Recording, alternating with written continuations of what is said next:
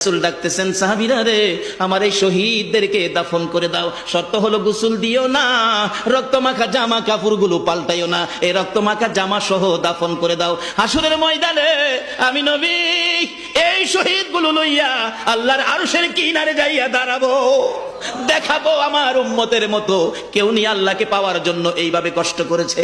এবার দাফনের কাজ শুরু হলে কিতাব লেখে 69 জনের দাফন শেষ। 70-এর মাথায় আসওয়াদ দূরে পড়ে আছে। আমার নবী 2 কদম সামনে গিয়ে দেখে আসওয়াদ নতুন তরবারি হাতে চিত হয়ে পড়ে আছে, শহীদ হয়ে গেছে। আমার নবী ডাকে, রে আসওয়াদ, মদিনার হুর বিয়ে করতে পাঠাইছিলাম, মদিনার হুর বিয়ে করলি না, যুদ্ধের ময়দানে জীবন দিয়ে বিদায় হলে।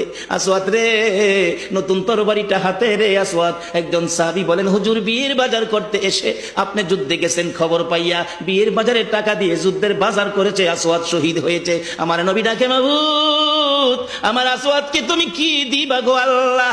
মদিনার হুর নিল না, রাসূলের পক্ষ নিয়ে জীবন দিয়ে দুনিয়ার থেকে বিদায় হলো, আমার আসওয়াদকে তুমি কি দিবা গো আল্লাহ? আসওয়াদের লাশটা ধরে ধরে কবরের দিকে নিয়ে আসতেছে। গোসল লাগবে না, কাফন লাগবে না, শুধু দাফন করে দিবে। আমার নবী আসওয়াদের কবরের পাশে দাঁড়াইয়া মুস্কি মুস্কি হাসতেছেন। সাহাবীরা আরজ করেন, ইয়া রাসূলুল্লাহ, এই কবরের পাশে হাসতেছেন কেন, ব্যাপার কি? আমার নবী বলেন, সাহাবীরা রে, আমি যা দেখি তোমরা তা দেখো না রে। সাহাবীরা, হুজুর কি দেখে হাসছেন জানতে চাই।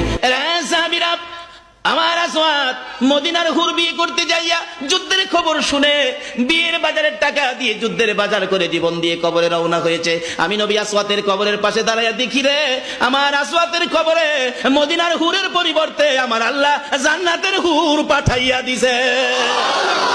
এমন একটা বাজার যদি আমাদের জীবনে হয়ে যায়, আমরা করতে পারি, বলুন আমাদের লাভ হবে না লস হবে?